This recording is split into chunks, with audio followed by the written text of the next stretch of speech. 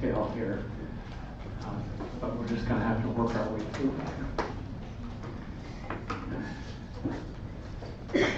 I got an email a few weeks back from one of our former alumni here saying, geez, Dr. Burr, I'm so glad I took your class, because here now in medical school we're using the exact same book. And as we're going through lectures, I think, oh, I remember that. Oh, I remember that. So, take heart. So, we're going to go into more detail, horrifying detail in some cases, on the details of how a B cell, starting from the stem cell in the bone marrow, progresses in a series of stages to being a mature B cell expressing IgM plus some IgD on its cell surface. It's released into the blood.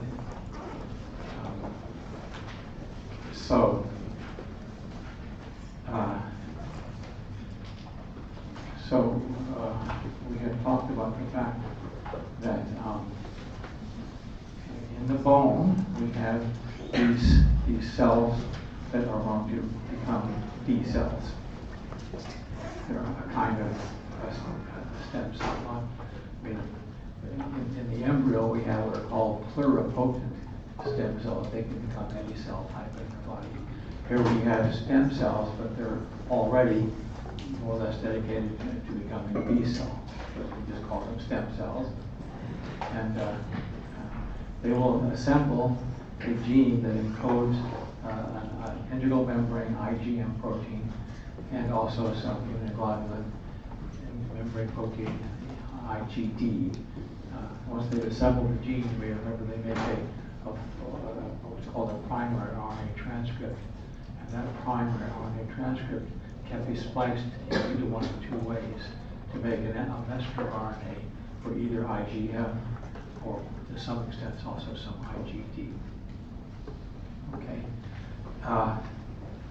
That cell now, having made a B cell, having actually made an immunoglobulin gene that encodes an antibody protein, the B cell is so happy, oh, I did it, okay? There's a lot of slaughter on the way, by the way, before, you recall if you were chosen, as you're assembling the pieces of DNA to make an actual contiguous gene, you insert nucleotides, you remember, randomly when you do the cutting and joining, and you may create stop codon so that you can't actually make a protein from that gene. So maybe only about half or less of the stem cells that start off on the journey completed to become a mature B cell. Now, if that B cell, which has made an antibody gene, if it makes a gene that encodes an antibody that recognizes your own self proteins or molecules, that's an anti-self B cell. That B cell will be killed or paralyzed and will die pretty quickly one way or the other afterwards. Okay? But having survived this elimination of self-reactive B cells, the B cell will emerge. Now, it's a little bit ambiguous. In some cases, it may be not until it gets maybe to the first lymph node that it will actually express both some IgM and some IgD, do the splicing of the mRNA. Although it seems like in some cases that can happen still before it even leaves the bone marrow. We won't make that kind of fine distinction here. Okay, so leave the bone, migrate to the secondary lymphoids, okay, like a lymph node. And then we'll do the alternate splicing to make sure IgM and IgD. Okay. Now we're making both IgM and some IgD. We have what's called a mature naive B cell. Okay. And then if this mature naive B cell encounters its cognate antigen in the lymph nodes, of course, as we've said, it will differentiate into a plasma cell and secrete the antibody Um, if it doesn't encounter antigen, it will live for anywhere from a few weeks to maybe a month or two, but then it dies. And there's a constant replacement. Your bone marrow is producing new B cells every day by the millions or billions or trillions, whatever. Okay. And the equivalent number are dying every day, so there's a constant turnover of the B cells in your body. That's in contrast to T cells. Once you make a good T cell, it stays. Okay. It maybe will occasionally go through a mitotic event to sort of maintain itself in the body. But and you'll make T cells throughout childhood and early adulthood. And then, as I think I said, by the time you get to be in your 30s and 40s, it's really greatly reducing. And the thymus, that is where you're making the T cells. So you guys have a nice little plump, glistening thymus gland and so forth. My little thymus gland is all pink and shriveled. Okay, it's not. Because I made my T cells, and I'm just living with what I got. Okay.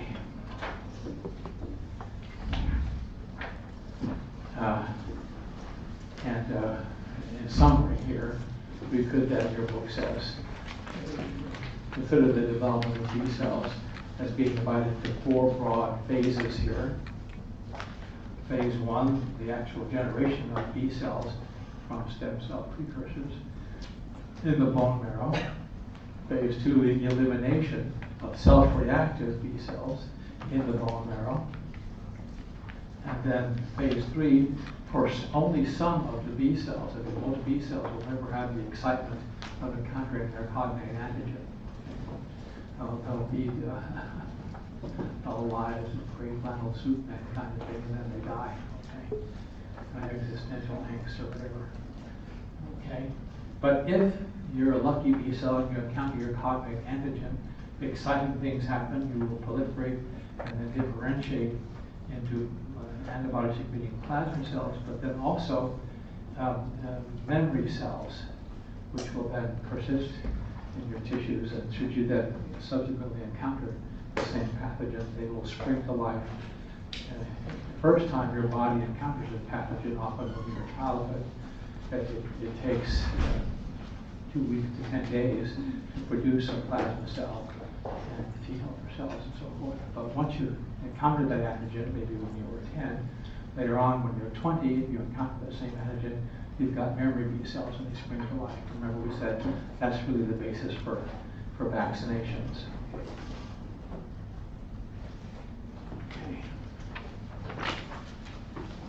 Okay, well, here's where it gets ugly.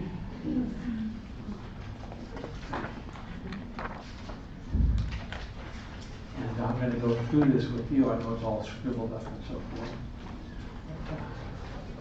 And I have the next page is sort of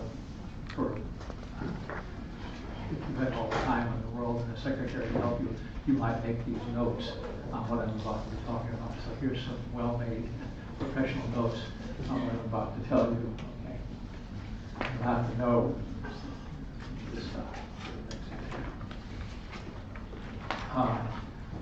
One thing we're going to talk about in just a moment. Time for me to get off my feet.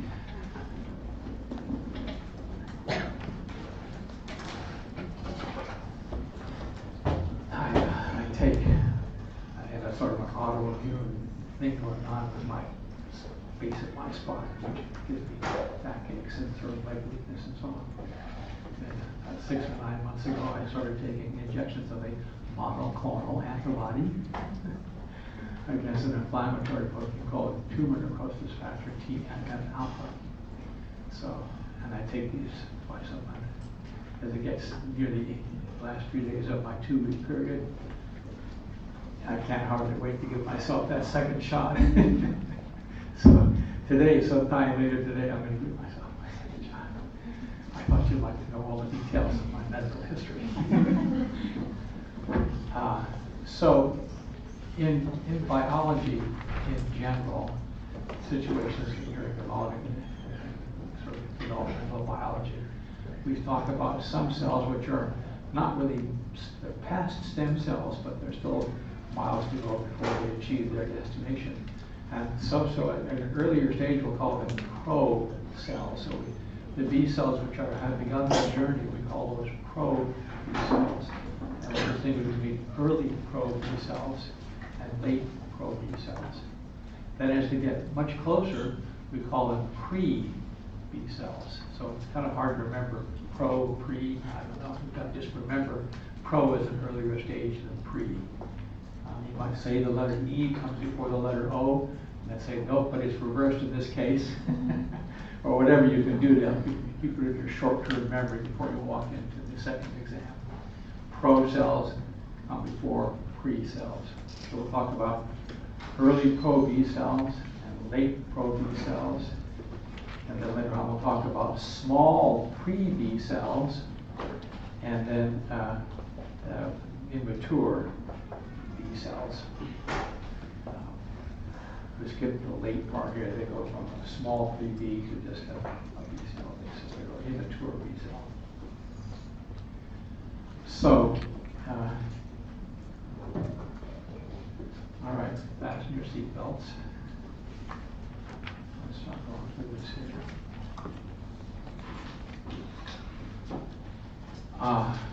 So here's our stem cell.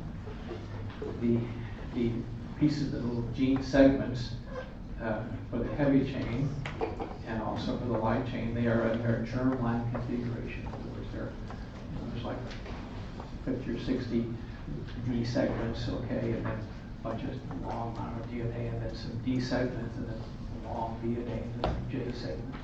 That's the germline arrangement. And all our cells have that. Our neurons have B boxes and D and J boxes and so forth. Nothing will happen. But in the B cells, we start looping out everything in DNA, cutting and joining. So here in the stem cell, everything is in the germline configuration. And of course, we're not making any surface immunoglobulin. Now then, in the early pro-B cell, we start doing, grabbing a D box and a J box among a choice of many at random, okay, and bringing them together. So now we're working on making a heavy chain gene first. Okay, so you need to remember that. The first thing that a B cell starts out to do is to make a functional gene encoding a heavy chain of an antibody molecule. If it succeeds at that, then it will go to work trying to make just do B and J together to make a light chain, the gene for the light chain of the antibody. So we're now working on the heavy chain D and J boxes, and we first bring together a D and a J. Having made a DJ pair, okay, then we will then proceed to the next step here, which is to take that DJ joint pair and match them with one of the 60 or so V boxes, okay, by looping out the intervening DNA, cutting and joining. Now the enzymes that are going to be cutting and joining the DNA, these are called recombination activating genes, RAG1 and RAG2. Okay. And you begin to express them here early in the pro-B cell, and we continue on through here. Now,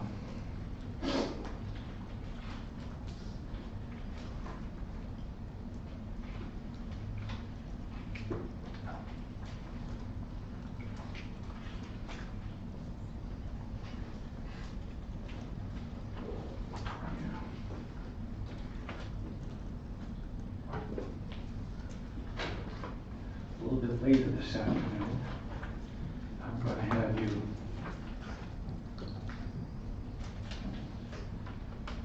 call attention to this page in your notes. Number is page 92. You don't have to go find it in your notes yet. We're going to come to it eventually. But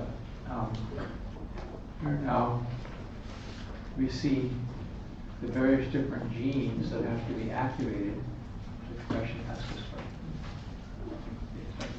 produced in the cells here. So the stem cell, we don't make any of these genes here, okay? Except there's a transcription factor called GABA2, which is made in stem cells. It's kind of a marker for stem cells.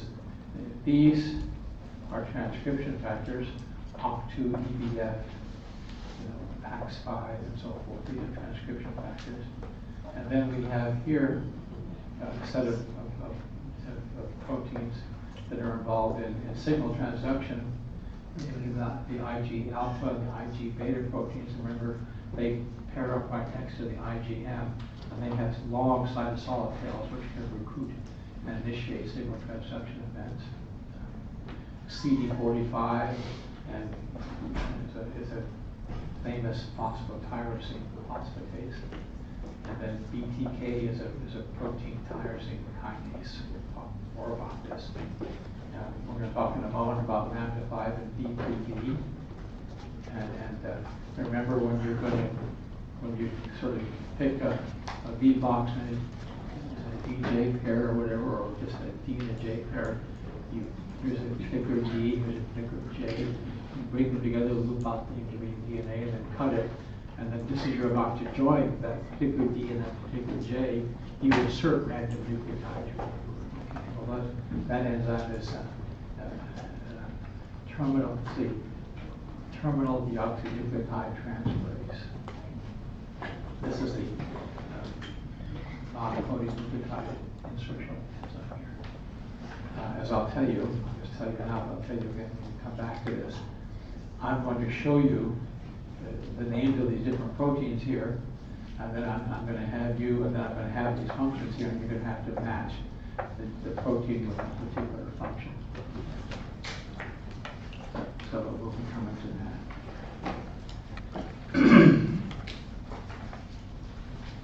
So here, this is now, we talked about phase 1, generation of B cells in the bone marrow, so we're going into the grisly details here. So we're turning on these recombination genes here, and TDT enzyme as well, and so forth. And here we're going to pick a random D and pick a random J and join them together, okay? As soon as the cell has done that, it now is going to advance towards the next thing here, next step of this, which we're going to turn on the process where we're going to take that DJ and find an upstream B box, pick one of those at random, bring them together, loop up DNA, cut, join, insert nucleotides. Now, this will be happening. We start.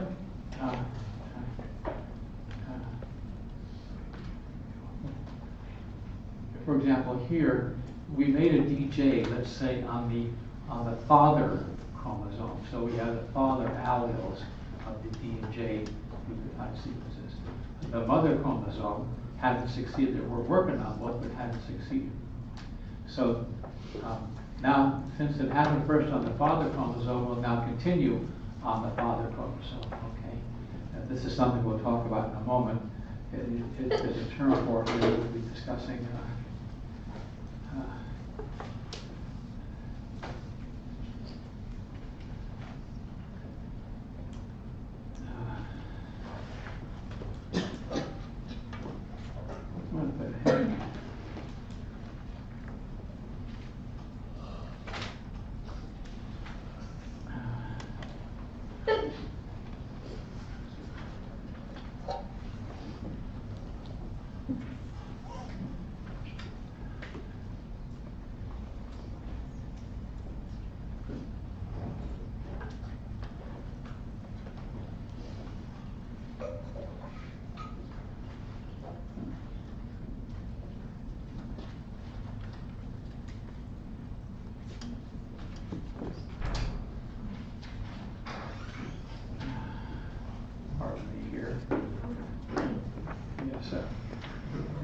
We're going to return to the idea here that if you've succeeded in making a DJ on, let's say, the father chromosome, you're going to now continue to use the B box as part of it. This is known as allelic exclusion. And in a particular B cell, we will never be expressing heavy chains that come from a DJ from the father chromosome. And also, heavy chains that come from a BDJ, the mother chromosome.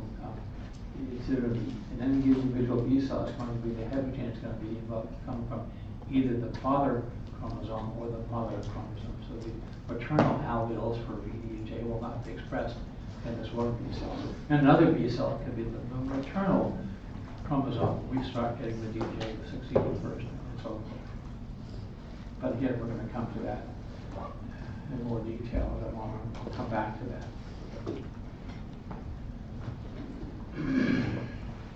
Okay. Well, okay. We succeed in making a BDJ. Okay. So we had the DJ, and then we took the DJ and we tried to pair it from here in the late pro B cell. We're taking that DJ block and pairing up with one of the many B boxes. That's what we're doing during the late pro B cell. Okay. Now, when we have succeeded in this, we have made a functional gene encoding an immunoglobulin heavy chain. Okay. So we have BDJ all arranged. This is heavy chain, right? And we will express this heavy chain on the cell surface. We don't have we have not arranged the light chain segments to make a light chain gene. So we use a temporary light chain, sort of a pretend light chain. Okay? And that pretend light chain has a so here's the heavy. So here we.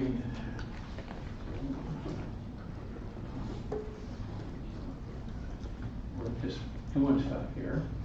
Now we've made a heavy chain here. And here's the completed gene for a heavy chain. Okay, we picked one of the B boxes here and joined it to the DJ and so forth. And then here's the constant domain for IgM. That's the Greek symbol for mu, MU. That little looks like the letter U, but it has a little funny long tail in front of it. Okay. That's C mu, and that's the constant domain for IgM.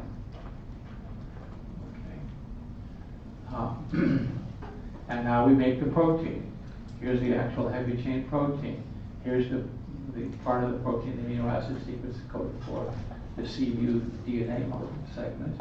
And then here's the amino acid sequence corresponding to the BDJ DNA rearranged. Okay, so here it is now the protein encoded by the successfully completed IgM heavy chain. Now we're going to express that on the cell surface here with a pretend light chain here. Okay? And at the time that we complete this, we turn on the expression of two genes. One gene encodes a protein, the mRNA. One gene encodes the mRNA for a protein that resembles the V segment of the light chain, and the other gene turns on the mRNA for a protein corresponding to roughly the constant domain of the light chain.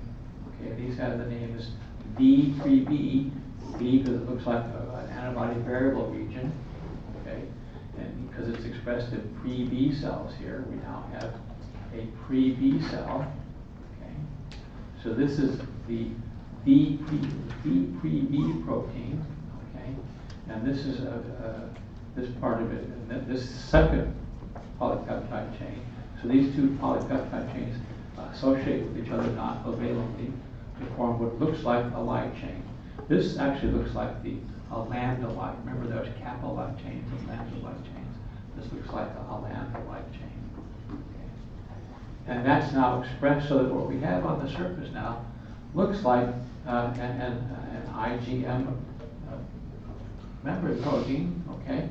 And we also turn on the expression, once we've succeeded in making a gene that produces this protein, we also turn on the expression of the Ig alpha and Ig beta signal transduction part of proteins. So this looks like a, oh, by the way, this pretend light chain is called the surrogate light chain. surrogate light chain. Now, I have always assumed that what's happening here is that it looks like we have a surface IgM.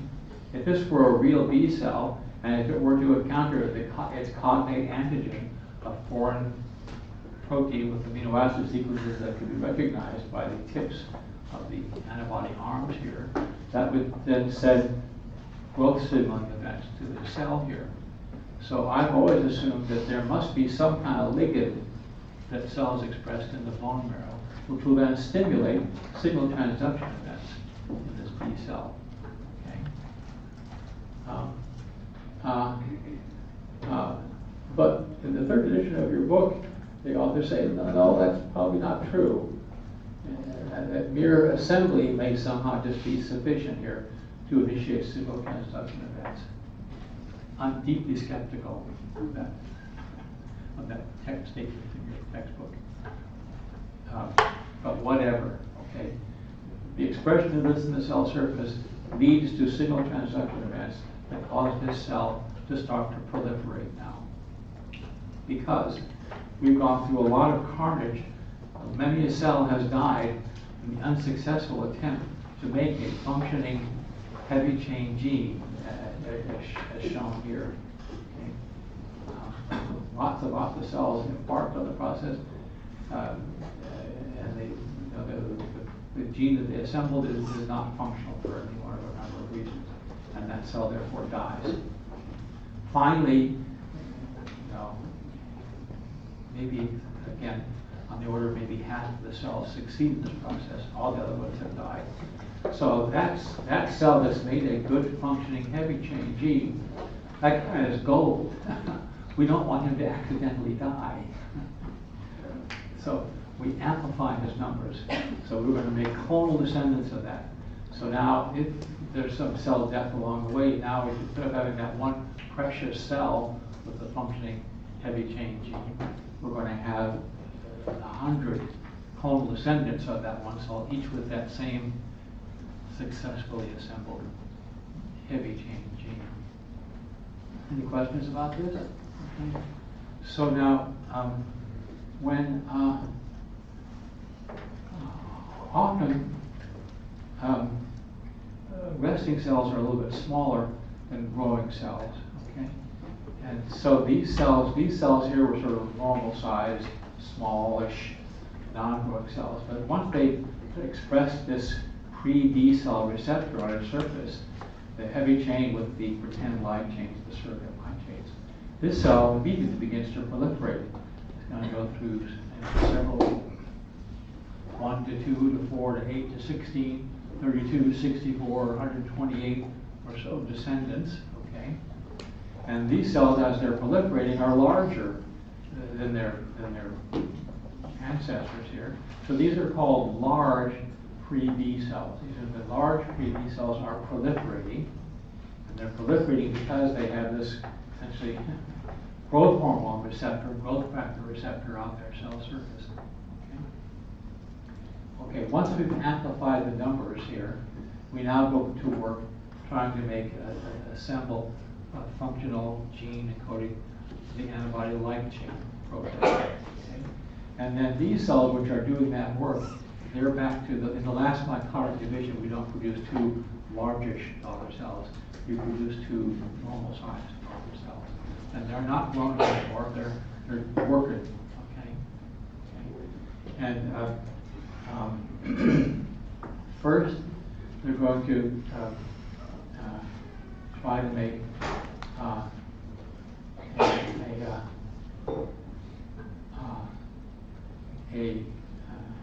it doesn't show it in this one here, but they're going to try to make a light chain. As I'm going to show in a subsequent picture, they first try to make, I think, a kappa light chain. If that doesn't succeed, they'll go ahead and try to make a lambda light chain. If that doesn't succeed, they die. Okay. So anyway, we finally succeed in doing a VGA rearrangement, and now we express a light chain on the cell surface here, and we have a B cell that's expressing IgM on its cell surface here. And then either at about the time it's released from the bone marrow, or maybe shortly thereafter when it gets to the nearest lymph node, we turn on the RNA splicing machinery, and we'll take that primary RNA transcript and ultimately splice it. So some fraction of the time we'll make splice IgD mRNA, or else just use the unspliced RNA to make IgM. Once we express both IgM and IgD, the presence of IgD is that this is now a mature B cell, a mature naive B cell.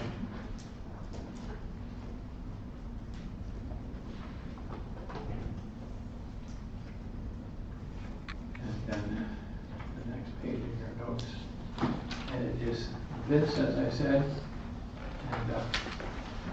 and this then summarizes what I've been talking about up until now on this preceding page.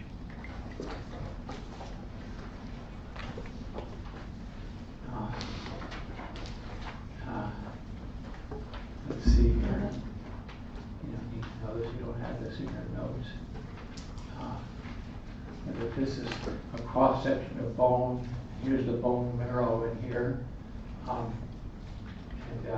This is a blood vessel here.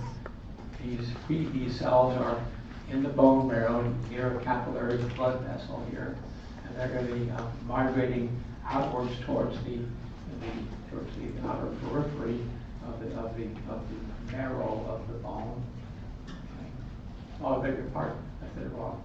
They're going to start out here in the periphery and migrate towards the blood vessel, becoming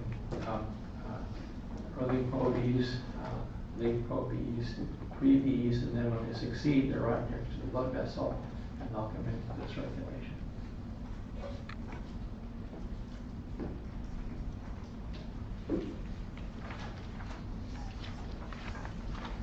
And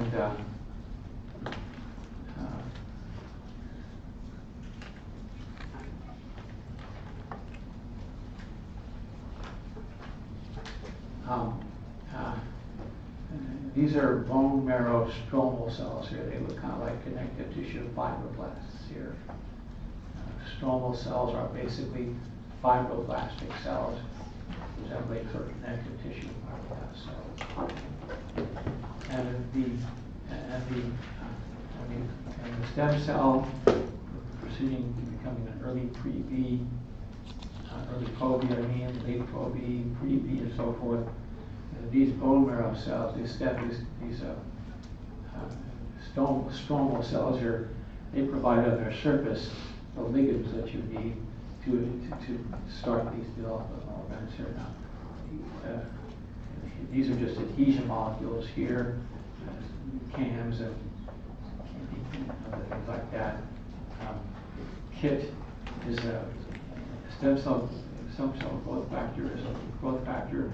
KIT is the name of the receptor for the tyrosine kinase growth factor receptor. This is not on the test. You don't need to know the details here. And we have interleukin 7 receptors that start to be turned on here. And these cells are, these stromal cells are producing some IL-7 that comes into play.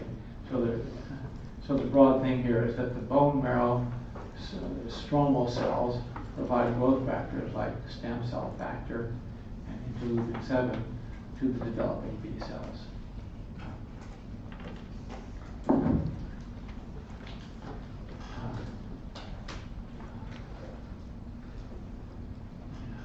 None of these growth factors and adhesion molecules here show up on this page 92 thing, so you don't have to worry about memorizing KIT and SCF and all that kind of stuff.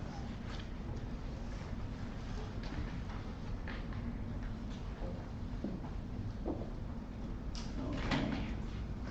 Now,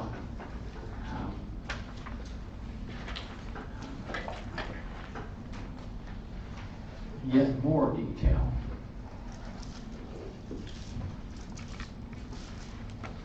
Let's see.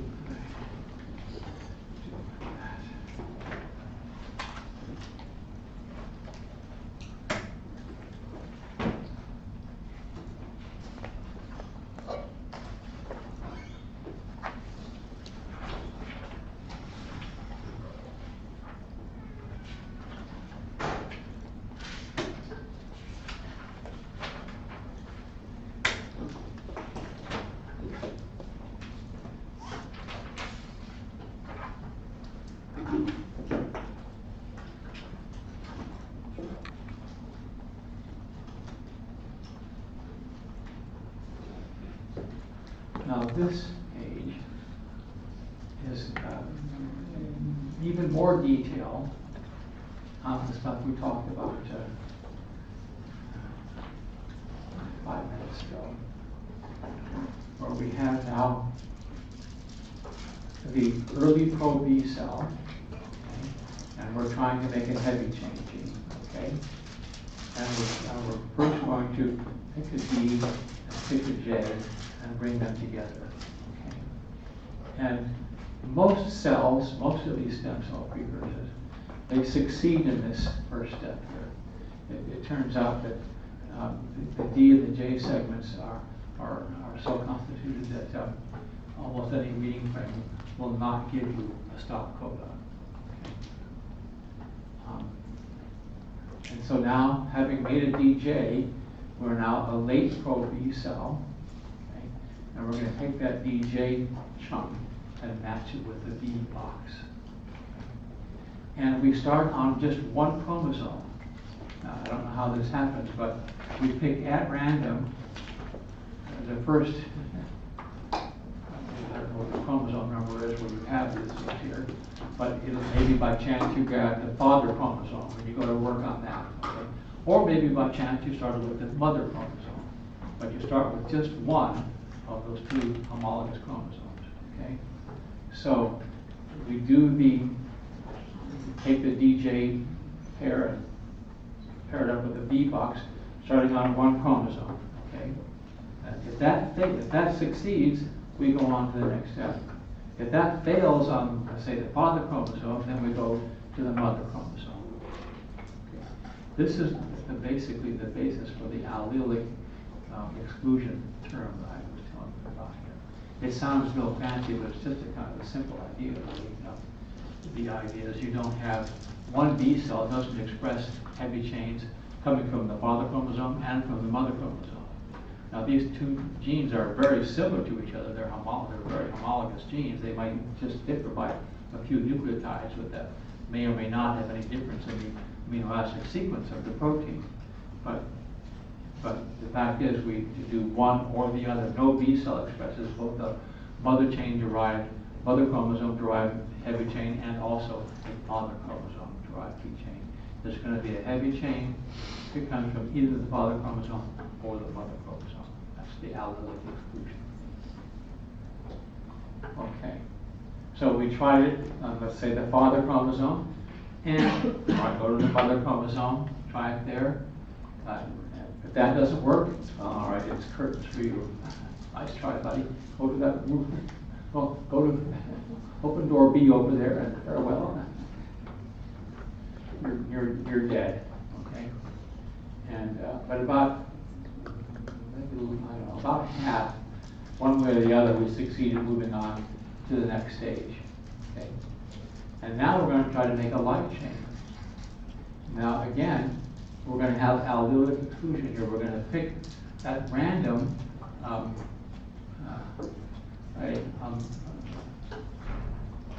well, I can't remember whether these heavy chain genes and light chain genes are on the same chromosome. Anybody remember? I can't remember myself. If they're on the same chromosome, then whatever chromosome succeeded here will go to work on that same chromosome, making a light chain. I think it might be on a different chromosome. Yes, thank you. So in that case, we're going to random pick one of those chromosomes, mother or father, okay? And let's say it was the father chromosome where we succeeded in making a heavy chain. It might be that we would start, in the next step, we would pick the mother version, the mother homologous chromosome, to work on the light chains. Okay. So again, we would, and if that's successful, we will have a B cell which has a father heavy chain and a mother light chain, but we won't have both. We won't have all possible. We won't have both father and mother heavy chain genes, proteins, plus father and mother light chain proteins. We have allelic exclusion. It's going to be, the heavy chains are going to be only from the father, and the light chains might not be only from the mother. Okay. it could be that there's a mother heavy chain and father light chain, or like, you know, mother and mother, or whatever. But it's going to be not ever all of the above. Okay. So we try to make a kappa chain gene first on the father chromosome, let's say. If that doesn't succeed, we'll try it on the mother chromosome. Okay. If that doesn't succeed, we get another chance here. We now go to try the lambda chain genes, okay? And we'll try them, I don't know, let's say on the father chromosome again, maybe. And then we'll try on the lambda chain genes for the mother chromosome. I think it's all random here. But so the heavy chain gene was no mean feat to make a heavy chain gene. Okay, now that's a valuable thing. So we want to maximize our chances to get some kind of a functional light chain gene. So we get to have 4 goes at it here. Okay, something like, I think 60% of the time we end up with a kappa light chain gene, and the remaining 40% of the time we've had to go all the way to the lambda light chain genes. Okay, so I think the number is something like this: that for most mature naive B cells, 60% of them have a kappa light chain gene. The other 40% or so have a lambda light chain gene.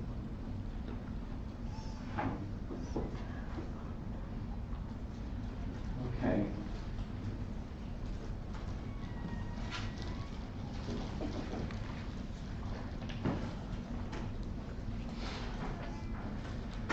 And so here again is this business about allele exclusion here. Okay. Because you start with this one chromosome and do your best, and then you switch to the other homologous chromosome. That's allele exclusion. Only one of the 2 alleles present, a heavy chain and light chain genes, will be expressed in the cell here. But also, we have what's called light chain isotype exclusion. Okay, no B cell will have on its surface immunoglobulin M proteins that are a mixture of kappa light chains and lambda light chains. There's going to be either all the IgMs on the cell surface, all 100,000 IgMs have kappa light chains, or for another B cell, all of it would be lambda light chains. So that's the isotype exclusion.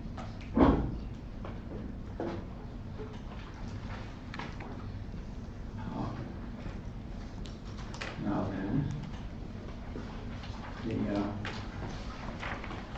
your book also gives us a little molecular biology here.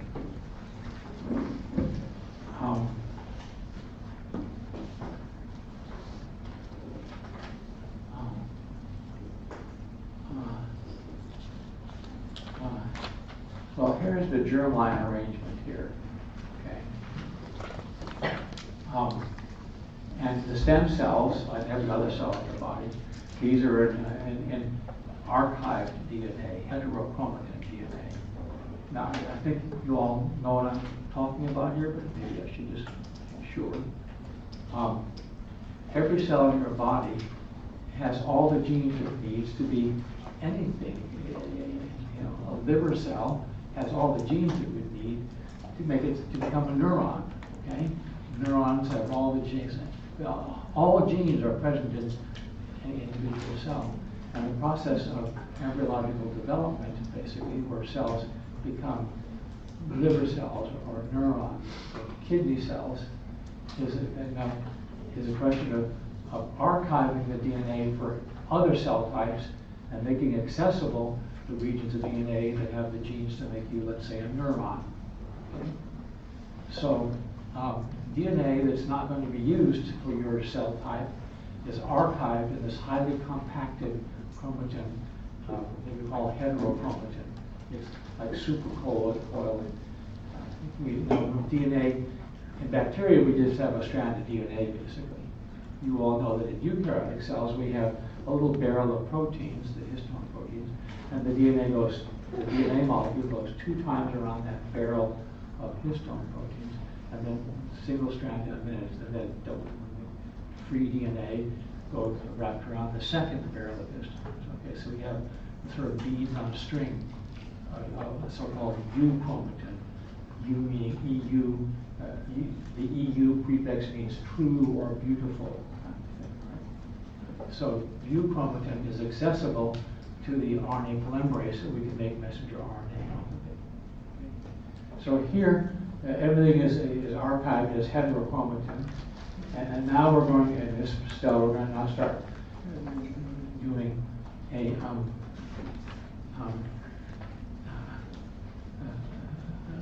DJ thing here.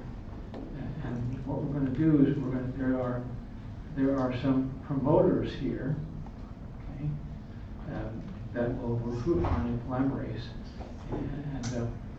and that all here we're in this region here because we turn on the expression as an early event here. We turn on the genes encoding certain transcription factors that bind to so-called enhancer sequences on the DNA. Okay, and when these enhancer sequences bind to their targets on the heterochromatin DNA, that loosens the DNA, at least locally. It becomes more bead on a string euchromatin. Okay, and you need to have, if the DNA is all compacted, it's archived heterochromatin, you're not able to do the looping out of DNA and the cutting and joining. You need to loosen up that heterochromatin, at least locally, to be able to make it accessible for the DNA cutting and joining and looping out process. Okay? So the transcription factors like stem cell factor and the KIT receptor, they activate the expression of enhancer binding proteins, which are here, and they will then recruit another transcription factor here that binds to this promoter, and that loosens up all this DNA here and makes us then able to grab a D box and grab a J box and loop out that intervening DNA and join them together to form a DJ pair. Okay. Well, now these enhancers are going to be able to loosen up all this DNA in the region here between the D boxes and the DJ pair that we made. And so again, these transcription factors will cause other transcription factors to bind to promoter 2 and promoter 3 here. Again, that is just loosening up that heterochromatic DNA in this region now to make it more loosely unfolded bead on a string like stuff here that will facilitate the looping out of intervening DNA and cutting and joining. Okay, so we did succeed here. And now promoter 3 here will actually promote the read-through of RNA polymerase here to make this primary transcript here. And you make you're making some low-level transcriptional RNA molecules here as well. So I've just sort of talked about this for the sake of the book. I'm not going to ask you this detail on the exam. I know you're disappointed.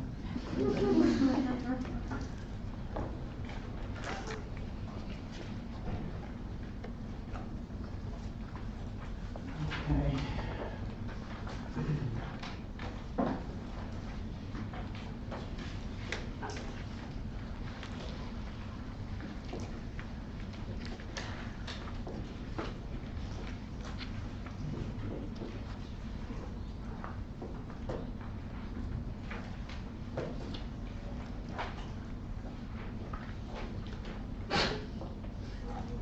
So then we come now to this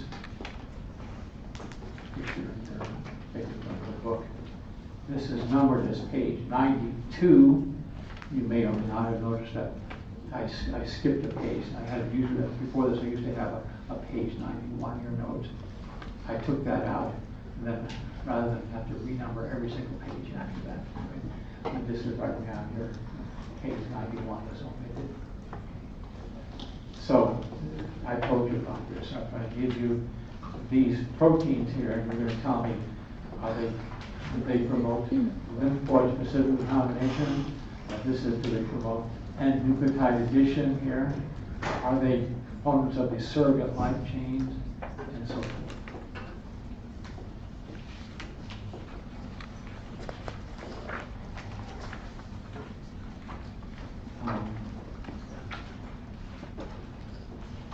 Now then, it turns out that all this in the progression from pro-B cells to BJ and pre-B cells to BJ and so forth, we're looping out DNA and cutting and joining. Well, if the chance, if we're doing that on one chromosome here, we're recruiting all these DNA cutting and joining enzymes and so forth. If there happened to be some other chromosome inside the nucleus, all these chromosomes are packed together in this really quite tight space. Every once in a while, in some other chromosome nearby to the one that has the B and D and J segments, some other chromosome might be nearby, and maybe one of the genes on that other chromosome, that adjacent chromosome, is being expressed into RNA. Okay, and so now on an adjacent chromosome, we're also converting the heterochromatin into B, not a string U chromatin, and that then leads to the possibility of the DNA cutting and joining enzymes starting here and then, oops, jumping onto this chromosome and joining them together by mistake. Okay? It's a relatively rare event because our cells have evolved that the location of the chromosomes is becoming more and more clear is rather specified. Okay? The chromosomes aren't just stepped in there any old way. Okay, they probably have their, for a number of reasons, the cell has tried to arrange it such that adjacent chromosomes that might get pulled into play by mistake.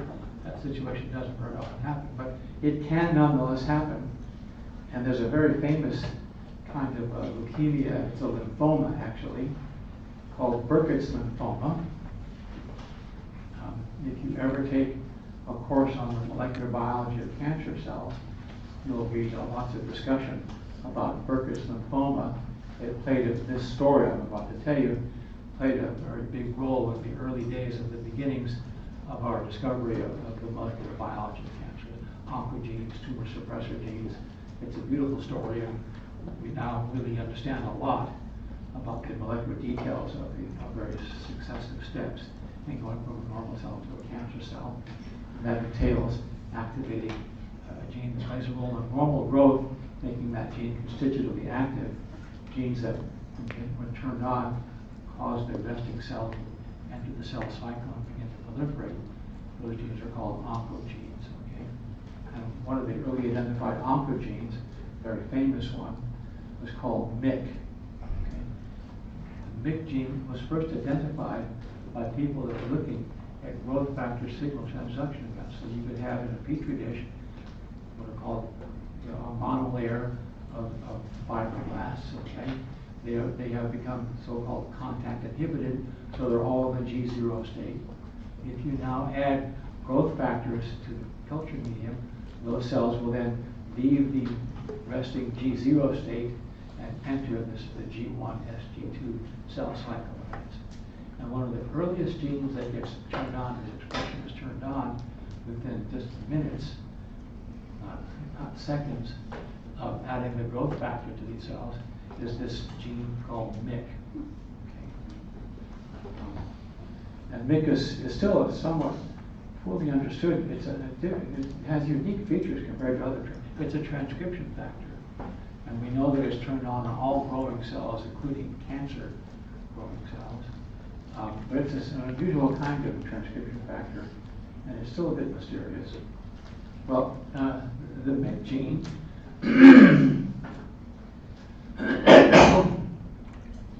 is on chromosome number 8, and the gene for the heavy chain of antibodies is on chromosome number 14. And by the way, I should have remembered that the light chain genes are on different chromosomes, because here we're showing what's called a reciprocal translocation between the 8 and 14 chromosomes here. You can get the same result with the reciprocal translocations for the 8 and 2 pair or the 8 and 22 pair. So the kappa light chains are on chromosome number 2, the lambda light chains are on chromosome number 22. I knew that. Okay. So here we go. Let's start with the first case that was discovered here. it was discovered, now Burkitt's lymphoma, Burkitt was an English physician who had occasion to go down to South Africa in those days with an English colony. This was in the 1950s, I think. And he was giving a professional talk to the medical society down there.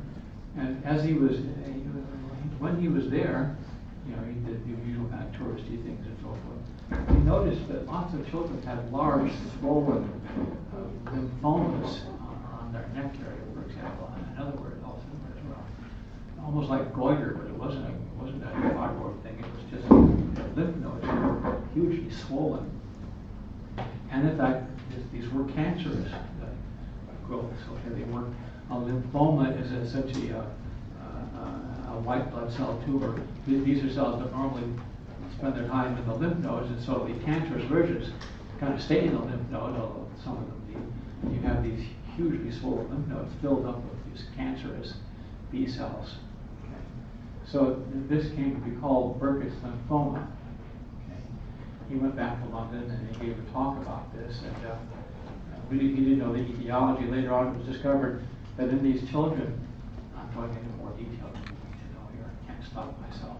They had in there, they had an Epstein-Barr virus that was one of the causative agents here. So at any rate,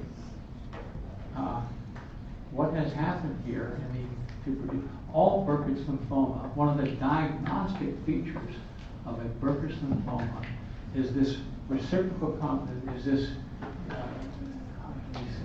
these chromosomes here, where we have chromosome number 8 has lost part of its long chain chromatin parts here, and that's been replaced with pieces from chromosome number 8. So now we have a hybrid 8:14 chromosome, and over here we have a hybrid sort of also 8:14 pair. This is the partner of the reciprocal application, which is significant because what happened here is that we got a break here, probably because we were in the middle of doing this DJ, VDJ stuff here, and then we grabbed by, and this was also might have been expressing a gene here, and then we got, we got short-circuited here, and we ended up joining this piece of DNA from chromosome number 8 to this piece of chromosome 14, and we were right near the immunoglobulin heavy chain gene here. Okay, so here's the immunoglobulin heavy chain gene, this dark gray, and we have the enhancer nucleotide sequences called enhancer sequences here, which recruit these special kinds of transcription factors called enhancer binding proteins. Okay, so because in a B cell, we want to make high levels of the heavy chain. We want the cells, once you've made a heavy chain, I said, that cell is golden, and you want to amplify the numbers of it here. So normally, we're just going to be amplifying this chromosome and making lots of heavy chain. Over here, we have this transcription factor called MYC, which is tightly regulated. We don't express MYC in a resting cell or whatever, and it has a highly regulated, I call it a weak enhancer here. But now when we move the MYC gene over to here, now the MYC gene is under the control of the heavy chain enhancer promoters, okay? So now here we're making industrial scale levels of the heavy chain gene, mRNA and protein. Now we're making huge levels of the MYC transcription factor, okay? And this drives all now this is the initiating step in a subsequent set of events that will lead the cell to becoming a B cell lymphoma, basically. Okay, so now we've expressed huge levels of MYC,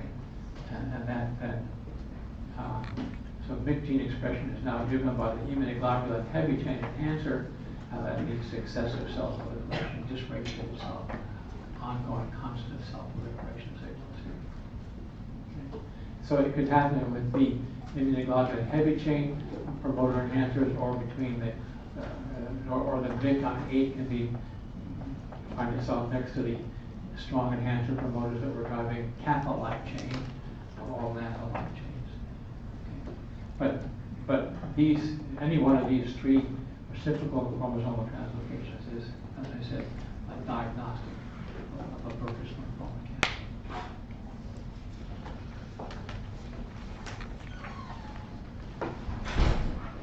Okay.